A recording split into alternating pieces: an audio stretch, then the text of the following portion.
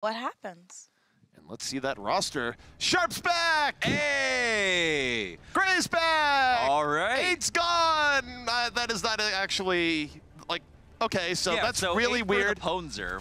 That's very, very strange. So it's not quite full strength, where 8 is very good support, but 2 out of 3 ain't bad. And so now as we load on to Lijiang, we are, of course, starting off once again on Night Market here. So we have Zaxel. Oh, excuse me, for the side of Second Wind. He's going to be picking up the Regita for them. We've got a Soldier 76 once again.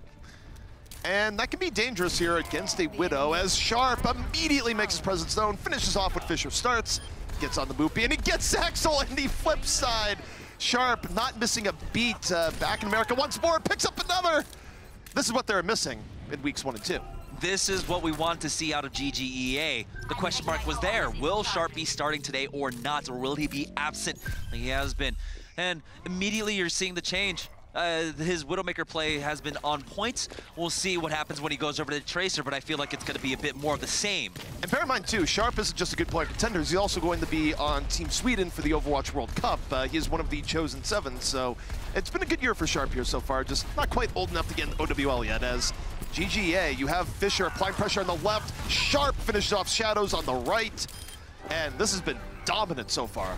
And I talked briefly about, you know, Shadows having like a great Widowmaker performance, but the thing is, how do you have a great Widowmaker performance when you're trying to play retake up against Sharp, who is just landing every single shot right now? Yeah, I don't know where Sharp is off training. I mean, he just got back to the States, but this has been pretty brutal. Second Wind hasn't even time to catch their breath.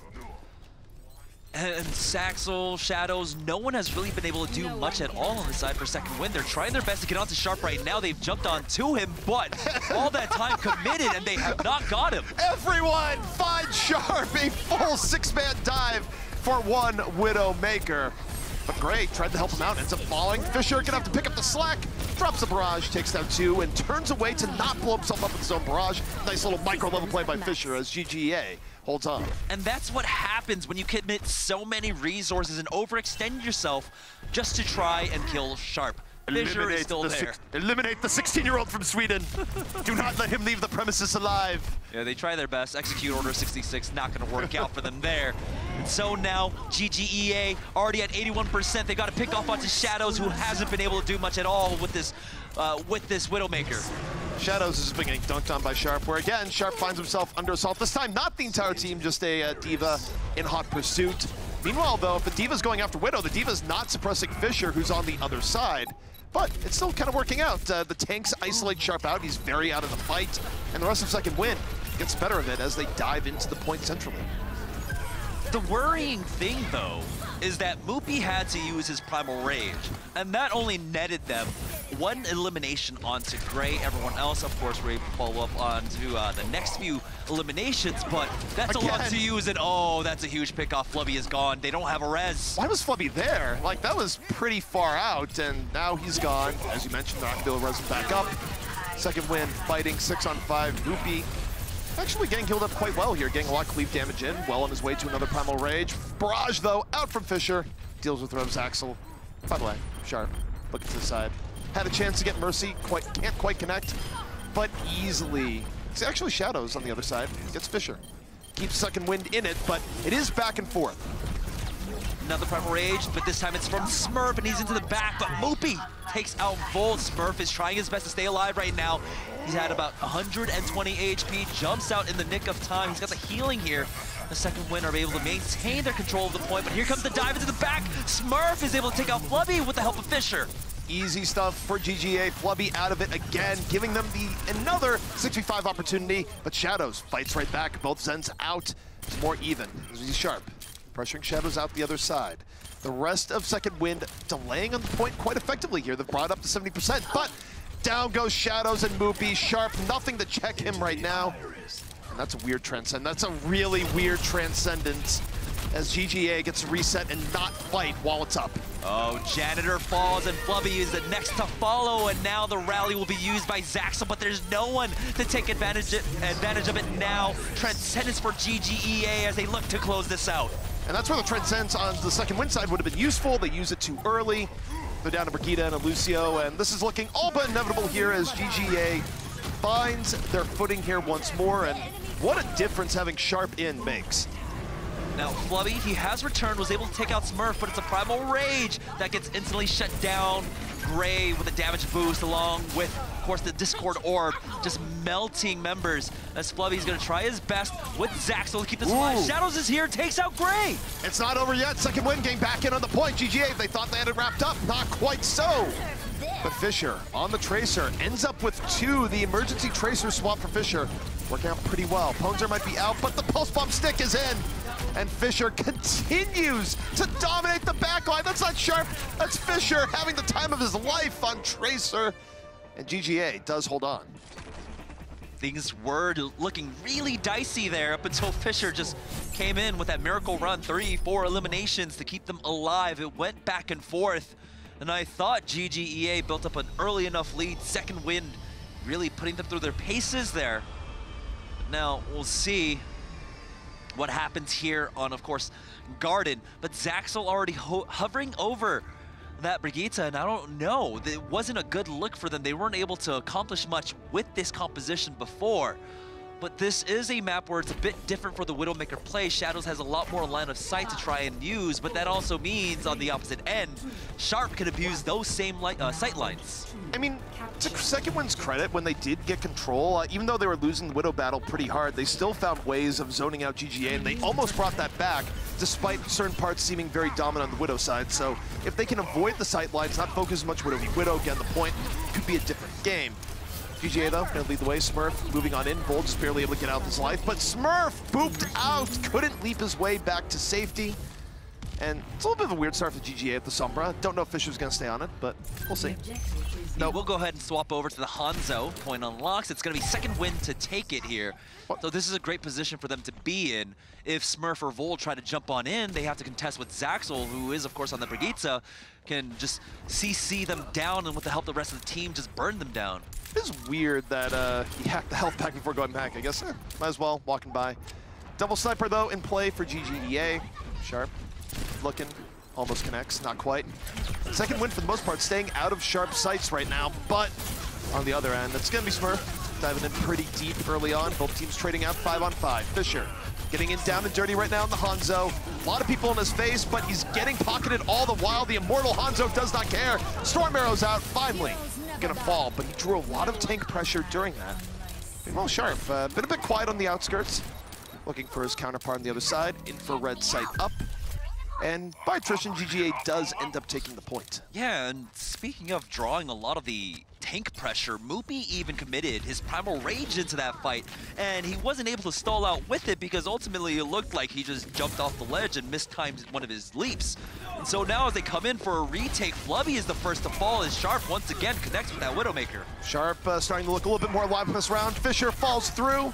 And with 3 unanswered pickoffs, well, that's said and done. GGA gonna push second win right off. It's a quick reset, and it is good for them that they went with that reset so quickly, because GGEA right now, second win, they weren't gonna be able to force out any of their ultimates. There was no way. You already lose 2 members. It's nearly impossible unless you have something like a Primal Rage from Moopy or Shadow comes up with a clutch like headshot onto someone, right? Try to force out the Transcendence to get the res off or something like that. But now that they have a bit more power, they have a self-destruct that they can try and use to try and force people out of position. They move forward now, second win, they're running out of time. Well, they're gonna try and move in with the sound barrier, but Flubby still getting bullied. First to fall, Vol falls him on the other end. Sharp gonna pull up the recon site, but already GGA on the better end of these trades. Sharp able to get out of danger. Second win gonna try and bring this over to the point, deal with the sight lines here, but GGA has so many ults in reserve. They deal with Zaxel, and Vol just might let the self-destruct fly. He's gonna do just that. Buys him room to potentially remech, gets back on in. And I think we're gonna see Gray come on in with the Transcend here in a moment just to make things a little bit better. But hey, Sharp just fall. Gray's out of it as well. And actually, GGA might have to wait till the next push, but Smurf had something else to say about it. Vol tries to get the remech, but he gets controlled on down. But still, the Hanzo is here along with the Mercy. They're able to just plow on through, and now GGEA, they are 6% away from securing this point, securing the first map. See if anyone can even touch it. 98, now 99, and no one gets onto the point. GGEA will take the first map in this best-of-4 series. Different roster, different result overall, where It was shaky a few points where Second Wind did test them, but what a difference on the hit scan front with Sharp back in the lineup. You guys were right. That really changed everything, and it showed. It was an incredible match to watch, and not just Sharp playing well, but Fisher was also really showing off on Tracer towards the end there. And we've been conditioned. Yeah, we've been conditioned over like the last 2 weeks of play to really expect a lot more out of Shadows. But now we're seeing what happens when you bring one of the superstar DPS and contenders in Sharp back into the roster and let him loose. I mean, Sharp is one of the people where he's in such high regard, which is why he is on the Swedish national team, one of the harder World Cup teams to get on. He's a player where if he were 18 this year, he would 100% be on an OWL team. He is that good, and people were wondering if maybe he would lose a step or two with the time off, where he wasn't able to get back into the country in time. And bear in mind, he wasn't always known for his Widow play. He's more of a Tracer type of guy, but his Widow was very on point.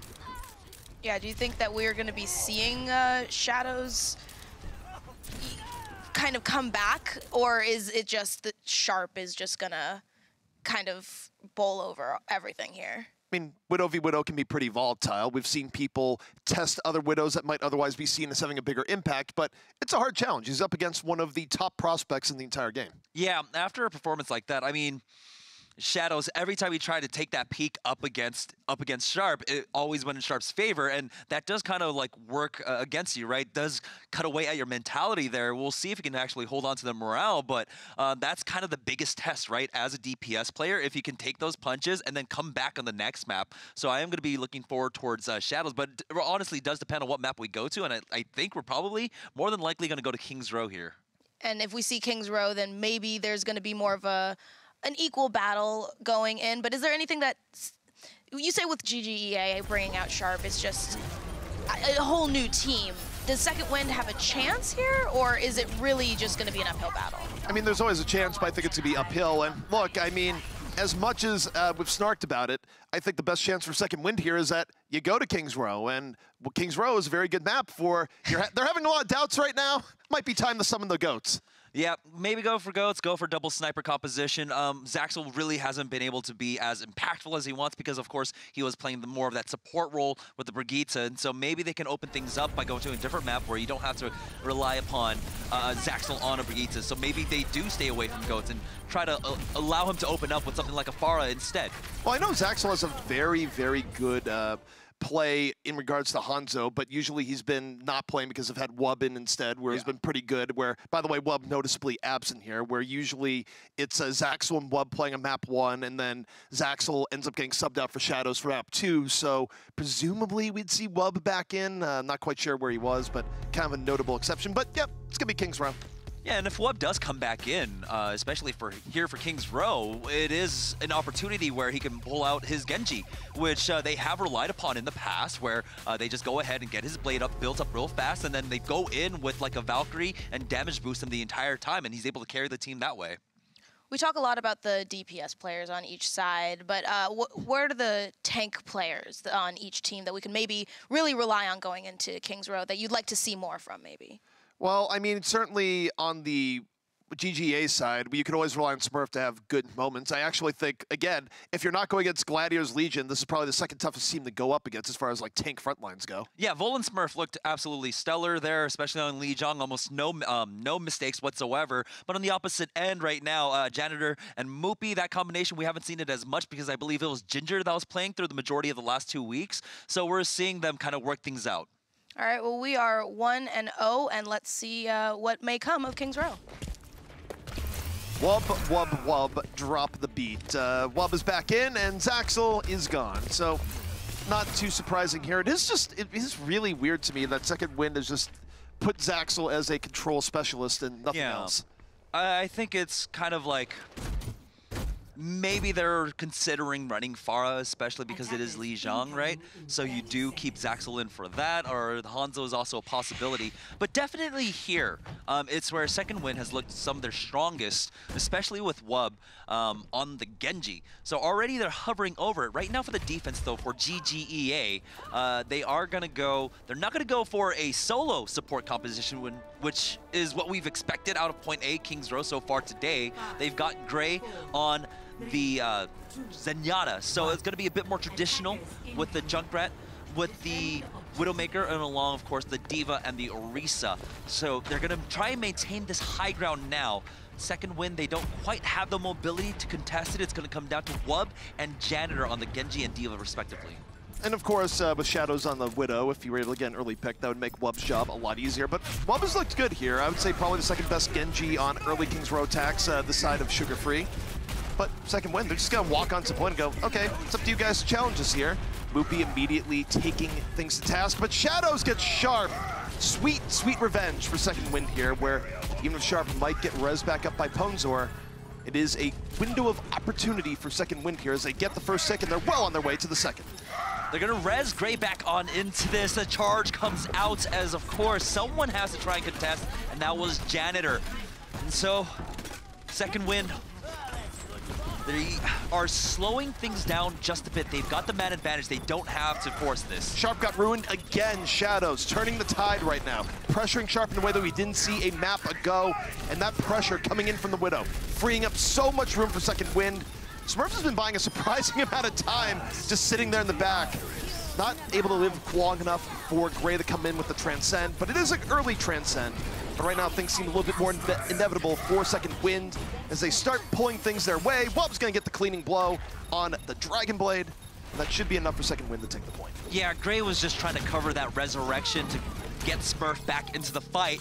But one of the biggest issues is that they ultimately ended up stacking their support ultimates. So the Transcendence was used along with the Valkyrie out from the Ponzer, and the Ponzer in that time was using, of course, a Resurrection. And during the Resurrection animation, you can't heal. Now Sharp finally gets payback on this map up against Shadows. I think Shadow's going to swap from the Widow. I don't think he's going to want to stay on the Widow for the second point. I mean, maybe he will because of the ult, but now they're going to lose another 2. And you'll oftentimes see people swap off as Sharp somehow headshots opposed from that far out. At a weird angle, no less. Oh, Sharp definitely looks on top of it right now. Oh, they spot out the Widowmaker. Shadows on the left-hand side. He's going to be holding on to the Infer site until his team is ready to move in. Now, Janitor on that Zarya is going to have to... It's going to be a while before he gets his Graviton Surge up, and we don't know quite yet what they're going to try and combo with. Maybe damage-boosted Moopy on the Reinhardt. It's possible, but Fisher going to grab Janitor immediately. That one arrow right to the noggin. Resurrect comes back in, but the pressure from GGA being pretty smothering here. Shadows not finding as much luck on point B as he did on point A. And for now, GGA just keeping up an iron wall. But I'm going to note here, you take a look. Sharp still very comfortable on the Widow. Yeah, I mean, it is really difficult to try and play the Widow on the offensive end here unless your team has the initiative. Right now, the initiative is in favor of GGEA. Valkyrie's going to be used, and here comes the blade out from Wub. He's into the back line. He's got the shield, and he's already taken out Gray. Wub again with the great blade, answered by self-destruct by Vol, but the damage far greater to GGA than it was the second wind. The self-destruct in many cases might have pulled it back, but not enough to deal with what was a great initiation by Wub. So after using that blade, he's going to go ahead and swap off now to the Han Zone. That's a great pick because he should be aligned with Janitor. Janitor currently sitting at 38%, but he doesn't have much charge in the way of energy. So it's going to be a while before he builds up that Graviton Surge. So they should be able to get that together and use that in concert. Well, Moopy holding on to the Earth Shatter, wants to turn the corner and say surprise. Holding up here, using the payload as cover, waiting for the opportunity to bring the hammer down. Pushing forward, Smurf challenging him all the way. Smurf knows what he's looking for. The Dragon from the defense works the other side. And if it's going to be, he actually did drop the hammer, but got taken down as it was falling. So that's a full loss there for second wind. Now, second wind are just completely disjointed in kind of their ultimate rotations. Wub wasn't able to do any kind of poking really whatsoever. He's at 30% now. Generally, you know, you expect a Hanzo who's alive for 30 seconds. He's got his Dragon Strike, but he's still far off from it, while Janitor is 20% away from his. And so now, it's going to be very difficult for them to try and sync up and get this combo off together. Second wind working for their way back in right now. Last push not so much in their favor, but Janitor, he's got Graviton up. Looking for it, oh! Time to hit the floor. Smurf knocking down 3, GGA, all hands on deck, diving on in. And it's only Wub that falls, but that's enough to make second wind take a second thought. And that delays the Graviton Dragon Strike combo even further. Now, Janitors had his Graviton for the last 15 seconds. Wub only able to build up an additional 20. And so now, as they continue to wait to try and get this combo together, GGEA are building up their own ultimates now. Fisher is 24% away from his Dragon Strike. Sharp is just delaying them even further. Everyone's got Wub's number. Yeah, Wub has been getting checked here after what was a good opening on the Genji. But also, I mean, we've seen Wub do his best performance on Genji. His other heroes don't seem to be quite up to the same level. That's a dangerous charge coming in. Moopy just barely able to get away, courtesy of Valkyrie, but Fisher's in the back, laying in the arrows. 3 easy kills here from GGEA, and that's going to be a full reset where Janitors had Graviton for like 3 pushes now, by the way. They're finally going to be able to pair that off with the Dragon Strike, but yeah, it took them 3 pushes to get that in sync, and that was the biggest issue. You know, Wub had to survive, but instead he was getting picked off in a lot of these fights first, and that means, of course, when you're dead, you're not building up your ultimate other than, of course, through the passive means. And Foresight is used. Sneaky stuff by Sharp here. That could disrupt the combo even more. Looking for, oh, almost got him. That was a headshot. It just needed a little bit more power, a little bit more juice. There's the juice. Get Shadows from the side. He's out of the fight immediately. We do have the Grav Dragon on the other end, but the Transcendence does enough. It wasn't damage boosted. GGEA lives through the combo, and Second Wind out of options. 5 seconds remaining. Don't even think they're gonna touch a payload. They're going to try their best. Overtime is procced for them, but there's no one alive, I suppose.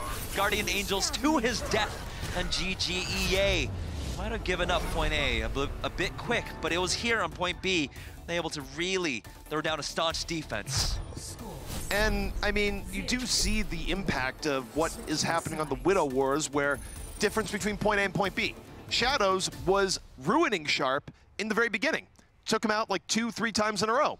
Made Second Wind have all sorts of room to work with. Go to point B, different story. Sharp goes, oh, I guess I should wake up now. The entire thing tilts the other way. Fisher is playing out of his mind on the Hanzo, and nothing seems to go well for Second Wind from that point out. Yeah, also, when you don't have the initiative as the Mercy, and you're the one has to peak, you put yourself at a huge disadvantage at this point. So when you're coming into the second phase onto Street's portion of King's Row here, there are only a very few angles for an offensive Widowmaker to try and peek from. You've got the window, you've got the arch, and then if you can make your way over to the left-hand side, possibly there, but that just means that Sharp knows exactly where he needs to aim. No! You're making very good commentary here, but no! No! Stop it! You don't need to do this! They don't need to, but the quickest way from point A to point Goats is to run Goats. Wait. We're not on full Goats territory here. We've gone full EU. Attackers incoming. Yeah, quad take. Quad take. Go back to Goats. Tank. Let's go. Go back to Goats. I'm so sorry. I don't know what I was thinking. Oh. No, wait. 5? Pentatank, yeah. All right. I mean, this is something unique. We're not copying EU to the best of my knowledge. We're just running 5 tanks.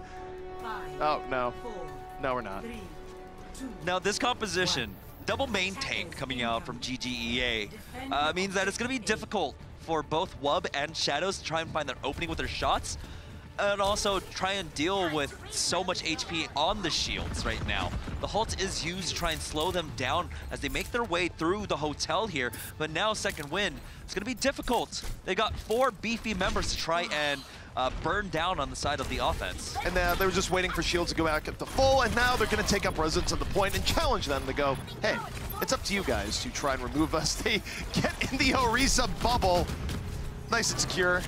Our GGEA right now. Cole can deal with Shadows. He's one person not in the bubble on Widow duty. So it's a 6-on-5 edge. One last ride here for GGEA as they move on forward. Sharp charged up. Showing tracking here on the Zarya. Ends up melting down 3. That's gonna be a quick take for GGEA. Yeah, more than good Widow play is what Sharp has brought back from EU. He's brought a quad tank with him. Now, we'll see. That infests the rest of North American contenders here. Second Wind They are almost out of time. 5 minutes and 20 seconds. GGEA have so much to work with, and they're almost at like the critical mass, right, where they have all their tank ultimates up. Gray's already got his coalescence basically 87% there, 13 away. And, I mean, when you're running something this tanky, you're going to build up the coalescence real quick. Second Wind's not going to have the answers. And I just want to say it's a marvel that I can cast while being in this much physical pain. Watching Quad Tank, Reinhardt's take to the skies. Not quite as bad as the other time on Nubis, but where Shane took flight. But hey, here's Smurf. Drops the Earth Shatter. Knocks down 3. And there's the fall through the big bang in the back. Yeah, you're not going to res that. Get out of here, suppose. GGEA finishing up a good Earth Shatter, a bigger bang, and a real tanky lineup going here. And even if someone's able to get close, Sharp's just going to throw the graviton and immediately snap grabs. Who even knows what was happening? GGA takes control. It's 4 tanks. 4 tanks is a great strategy. Yeah, I mean, your face right now. If 3 tanks works out well on 4 tanks. What about 4 tanks? Yeah. And next time, 5 tanks. We almost saw Pentatanktix. Yeah, I said it. You almost got there, but then I finished it off. What about 6 tanks? Sept tanks. No. Yes. We need to stop going down this rabbit hole. It might be more septic tanks at that point, really. Yeah, I don't think it would be quite smelly. I don't think it would work. It probably won't work. But 4 tanks proved to work very well. And like you said, you're going to start seeing it affecting all of Contenders. All of a sudden, it's going to be all tanks all the time. And ZP is just going to start cradling and rocking back and forth and crying. EU is leaking right now. That's all I have to say about that. EU is definitely leaking. But on the same note, I mean, look, you could run these quad tank setups, catch teams off guard. Second Wind didn't have a really good answer for it, where if you don't get an early pickoff, if you can't get in the Moira, and the team is able to literally put 5 people in the bubble on the side, you're going to have a real hard time actually evicting. Yeah, and GGEA, they had a very simple win condition, which was get just short of second point, and they had plenty of time to do it. So they understood their win condition and how they could really exploit that, and so they just bully them off the point with quad tank. Just run up and then force them to fight on the low ground. They don't have to try to do anything fancy where, oh yeah, we're going to try and use a Winston, we're going to try and use a Genji, and then slowly try to funnel them into the corner and then force them down. No, no, no, no. We're all here. You have to fight us here. No. All you need is your W key. You look at the point, you put 4 tanks together and you drop on in, where, admittedly, more complicated than that, but realistically speaking, it's very difficult to stop when you have a bunch of tanky people go in, and it requires sort of coordination that you don't really get in a lot of cases until the OWL level, or at the very least the top of Contenders level, to deal with some of these compositions. So is that what the downfall is? Would it have been a more composition and actually teamwork that would have stopped this 4 tank, or is it just so hard to beat? If it works out in the beginning, then that's where like the momentum really carries itself. If it got stopped once, if there was like, you know, a Widowmaker pick onto one of the tanks instead of one of the supports or something, then that's where like that initial push just would not have worked out. It would take them a little bit longer and they would have had to invest a lot of time into it. But because they got onto the point for free, it was absolutely easy for them to carry that momentum onto point B. And the darker side of quad tank, of course, is that you have all these beefy bodies, so if you lose the fight, you have now given everyone a supercharged ult advantage, so it's not just about the first fight where you actually get an ult advantage because you usually get coalescence up before anything else. It's more so, oh, they have a Riptire every fight. They have support ults every fight. It just, you end up fighting uphill, and it's very easy to kind of drown in a quad tank comp if the other team catches off guard in the beginning. But the flip side of the snowball is that it was very difficult for Second Wind to actually recover. Right, in this case. Unfortunately. Well, 3 tanks, 4 tanks, maybe even 5 tanks. Right now, GGEA is up 2-0, but we will see if there are more tanks after this break.